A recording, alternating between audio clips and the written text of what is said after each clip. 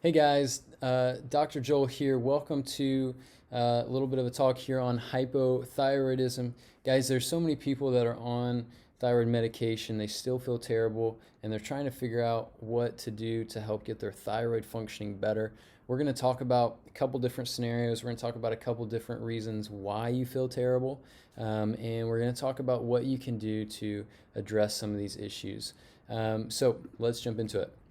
So we're going to talk about two different scenarios. So number one is you still have your thyroid and you're on thyroid medications. The second scenario that we'll talk about is being not having your thyroid. Maybe it's surgically been removed at some point, and then being on thyroid medications. And I want to emphasize that these are two very different scenarios, right? And how you kind of think about your health in these scenarios really varies. So number one, you still have your thyroid and you're on thyroid medication. So number one thing I want to mention before we even jump into the different issues here that you can have and the different things that need to be addressed, chances are that you have gone to your doctor because you're either feeling overweight, like you can't lose weight, your metabolism's off, maybe you feel like you just have more brain fog, maybe your energy is really in the dumps. They run a thyroid panel. Usually, most doctors are just checking TSH, which is really kind of a mistake. It's not very thorough. You really, when you're checking the thyroid, need to run the full panel. That's going to be TSH, T4 total, T3 total, T3 free, T4 free. Looking at Hashimoto's, so your thyroid antibodies, and then even checking things like reverse T3 and so forth. So that's more of a complete thyroid panel there. And then, of course, there's a number of different things that can impact the thyroid that you might want to check on blood as well. But that's going to be your full panel. Now, most people will get back a high TSH. That high TSH indicates that the thyroid is not functioning as well, and therefore you have hypothyroidism. Therefore, a lot of people will be put on thyroid medications. Now, another response that people can have, or another issue, is if you go in, you have low thyroid because you've been diagnosed with Hashimoto's, which is an autoimmune condition to the thyroid, and we have other videos on that I'd strongly recommend that you look into there and learn a little bit more about what to do with those. But nonetheless, one of the issues with the common approach with thyroid conditions is doctors are not looking for the root causes of what's actually impacting your thyroid. Okay, so number one, thyroid medications can actually cause immune system imbalances if it's too much and it's just a high toxic amount. This can actually result in an autoimmune imbalance there, leading to Hashimoto's. And so that is something that is, it can happen if you're on something a too high amount for too long of an amount. Now, with still having your thyroid and being put on medications, guys, it's really important that even if you're put on these medications, you still need to address the underlying causes of your hypothyroidism. Essentially, it's kind of like if your tire is constantly saying that your car is saying that your tire is flat, it's basically like going up, putting air in it, right? By having low thyroid, put medications on it. It's like putting air back in the tire when there's actually a nail in the tire. And as long as you have that nail there, you will always be losing air. And so putting air back in it may support that momentarily, but essentially it's not fixing the actual issue at hand. You have to patch that tire.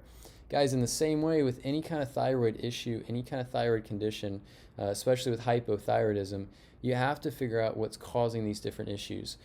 We're not going to get into hypothyroidism in general right here, right now in this video, but I do have other videos on that and would encourage you to check those out.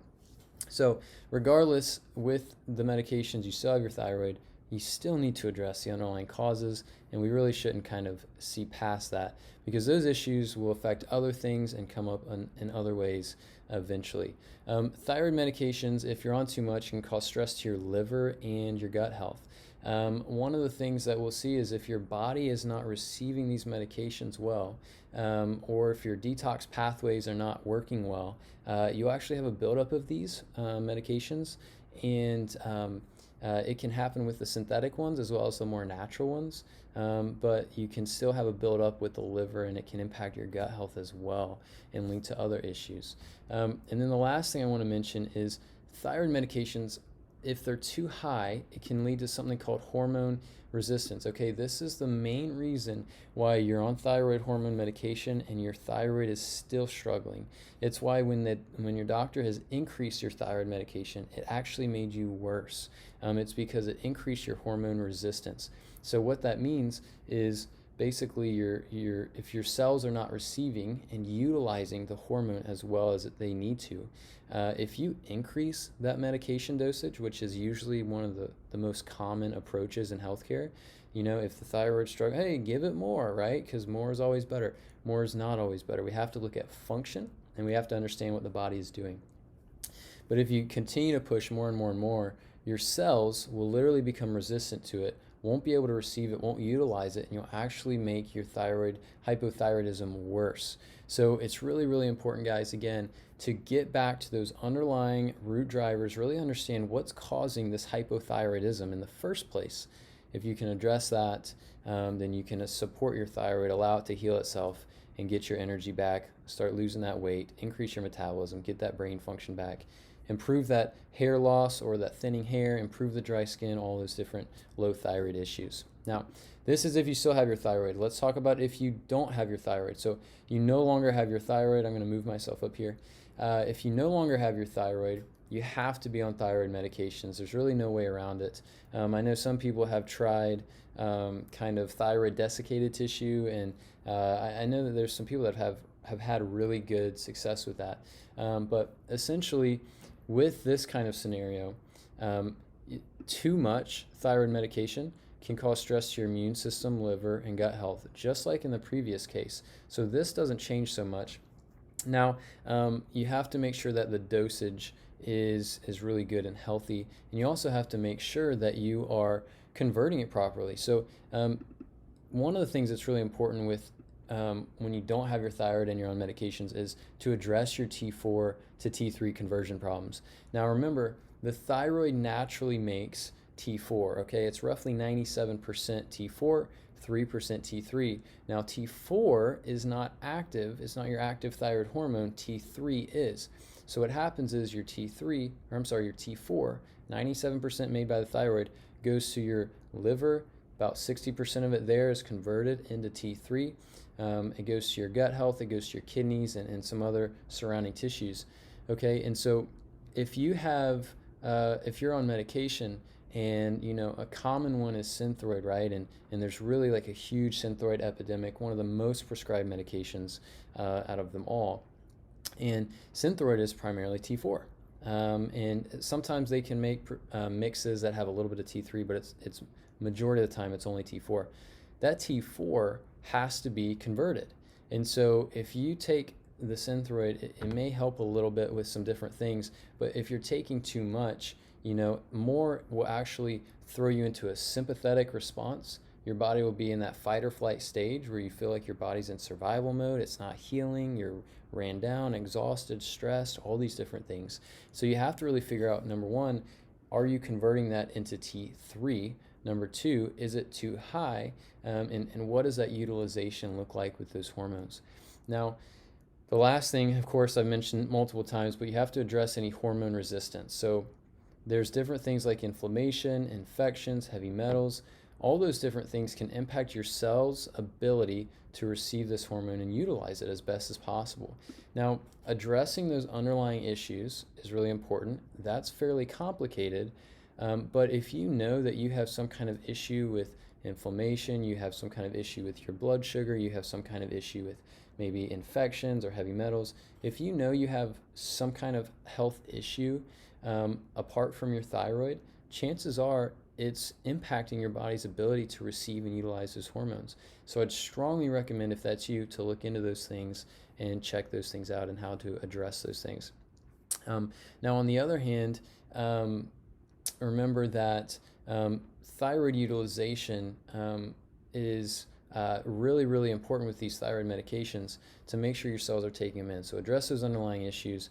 Something that I found that can work really, really well at helping the cells absorb it better and use it better is a parotid tissue. So I use parotid PMG. It's from Standard Process.